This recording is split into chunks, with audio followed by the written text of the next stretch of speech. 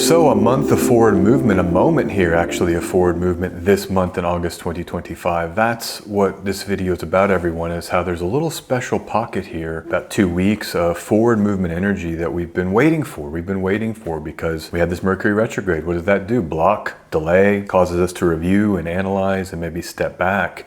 At the symbolic level, Mercury so important for so many things, paperwork and analysis and writing and thinking and business and all of this. So now as Mercury, just as I'm recording this, is coming out from the beams of the sun and it's getting within that sometimes 12 to 15 degree range where it's visible. You need to check the astronomical calculations for that, but the textbook astrological calculations use that 15 degree range. When Mercury is greater than that, it's so-called out from the beams of the sun, symbolically potent. There's also something in Hellenistic astrology called phasis, when there's 7 days before the appearance being made, which can very much empower Mercury. So we're in that now.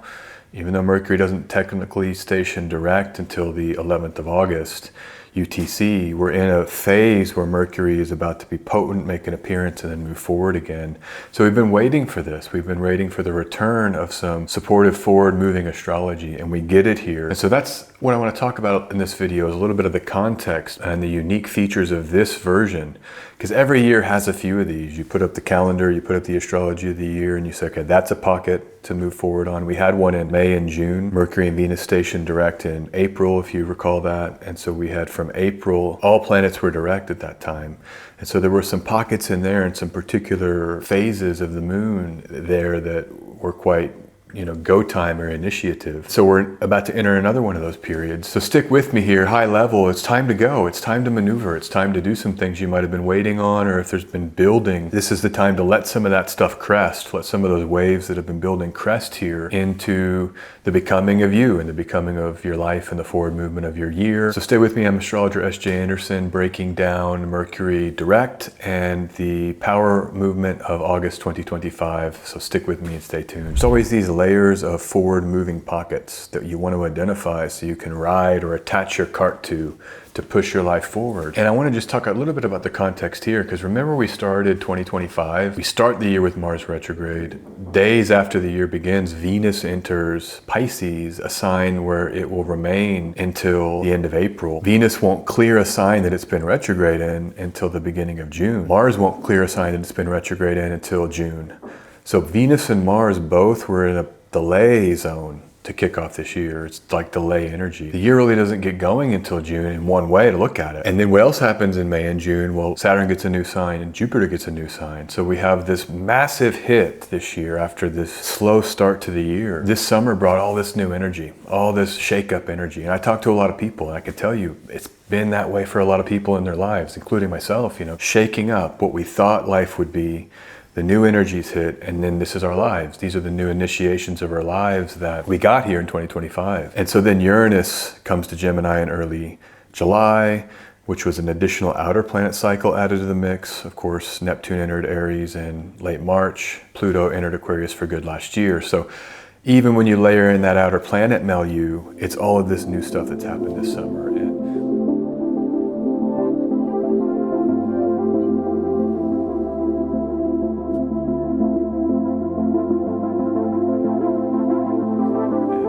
Destabilization, new energy, as much as it's great. And I'm sure some of you loving these new worlds that you're in. I know I am at one level. It's just beautiful to have these new realities, purging what isn't working, burning the dross, right? Letting go of stuff that was staid and crusty and not serving us as we maneuver in life. That's the beauty of new energy. New means old goes. That's the kind of balance here. Some of what we had to let go of, maybe we were attached to or had identities mixed up in, or we're wanting those things to be true.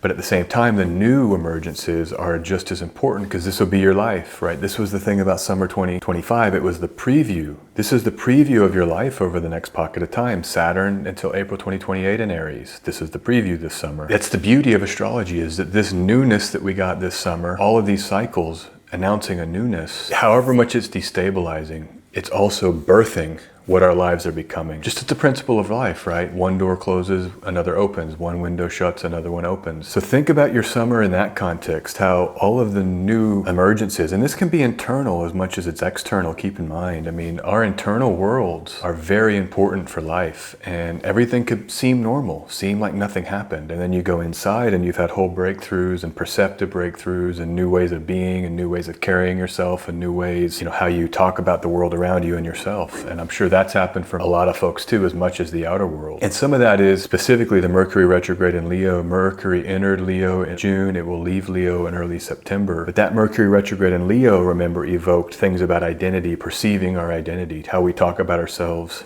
to ourselves and to the outer world. So I think that cycle uniquely was rejuvenating or regenerating identity as much as anything else. But the thing about the context of that Mercury retrograde, you see, is that all of these new cycles hit summer 2025, and it's like, wow, this is crazy. And then Mercury retrogrades. And it's like, okay, now it's time to integrate and review and think about what has happened. But that's ending here in August 2025. And that's the purpose of this video, is that I think it's a unique time here in August 2025 to build upon what your life has become against the backdrop of all of these new cycles. And then with Mercury, the planet of thinking and analysis and notation and labeling, we might get some new labels here. I am this, I want to do this.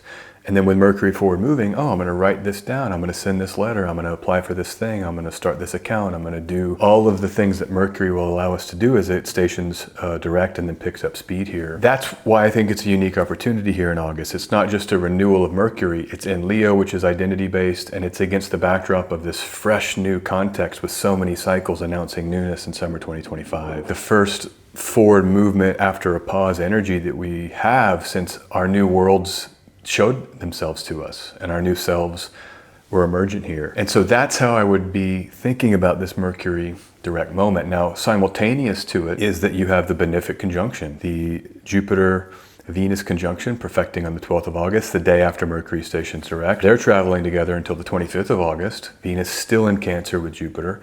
So what is that? From the day Mercury stations direct, you have until the 25th of August with Venus and Jupiter co-present, that benefic blend in Cancer, that nurturing deep truth blend. And so to have Mercury direct for that 14 days, that double benefic opportunity, that's another layer of why this is so special. The Jupiter and Cancer stories might be emergent here. Maybe they're slow to arrive because so much of those are internalized. And now Venus with Jupiter, it's like internal healing and settlement in terms of who we are, the home in our bodies, right? Finding home in our bodies and finding truth within ourselves. So I think there's a lot of that can happen here for that pocket of time as Venus remains in Cancer until the 25th. The other thing about this pocket of time, there's a lot here, I'm just going to kind of lay it all out, but it's eclipse season that comes. So it's not just that this Mercury retrograde and then direct station happens after so much new outer planet energy. It's that in September, we get 2 eclipses in the mutable axis. It's the only eclipse season with both a Virgo and a Pisces eclipse in the same season. It's 7 September and 21 September. That's an intense thing, super intense, especially with Saturn back in Pisces.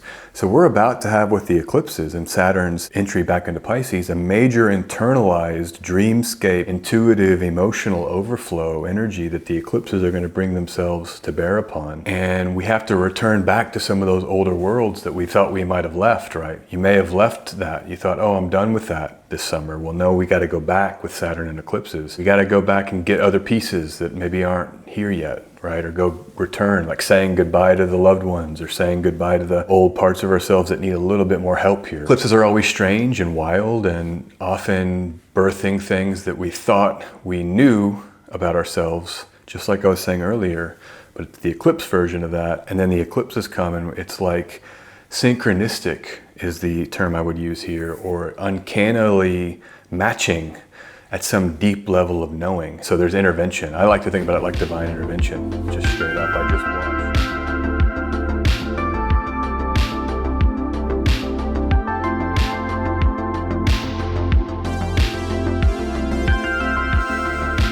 just watched the Philip K. Dick adaptation of radio-free album booth. I'd seen it before, but I watched it again after talking to someone about it, and I was like, I want to check it out again. And I love that. Alanis Morissette's in it. So, and there's another actor I can't think of who's a popular actor. Good acting, good writing, production quality is right there. But they have the notion in that picture of Valus, or Valus is how they pronounce it in the film, of the vast, active, living, intelligent system that's sending beams into humans to give them these inspired messages effectively. And I would encourage you, I think with eclipse season, that's how I would think about it. It's the hand of God enters the reality. There's a tear in the matrix and it enters to rearrange our lives. And with Pisces, we're talking about symbolic, the level of the symbolic. With Virgo, we're talking about the level of the functional, tangible, and practical material. We're going to cover a lot of that in a lot of videos, but so I'm not going to say any more about it, but just know that's the context of September. So when you have Mercury direct on 11 August in Leo, rebuilt our identities, settling into the new worlds that summer announced, we get this pocket of time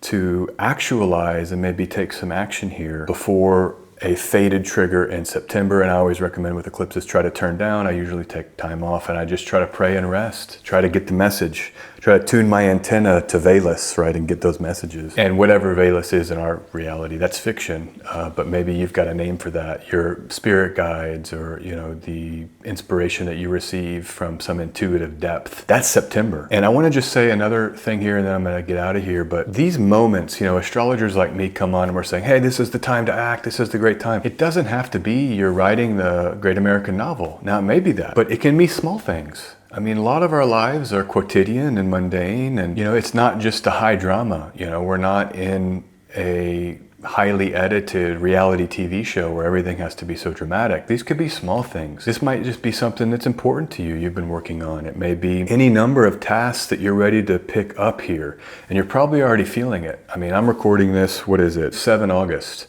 4 days away from the direct station of Mercury, and I'm already seeing reality pick up. OpenAI just had their big launch of ChatGPT 5. So that happened. I talked about it in my last video that there's a major tech moment here with that Grand Air Trine in early August. So we're getting that manifest.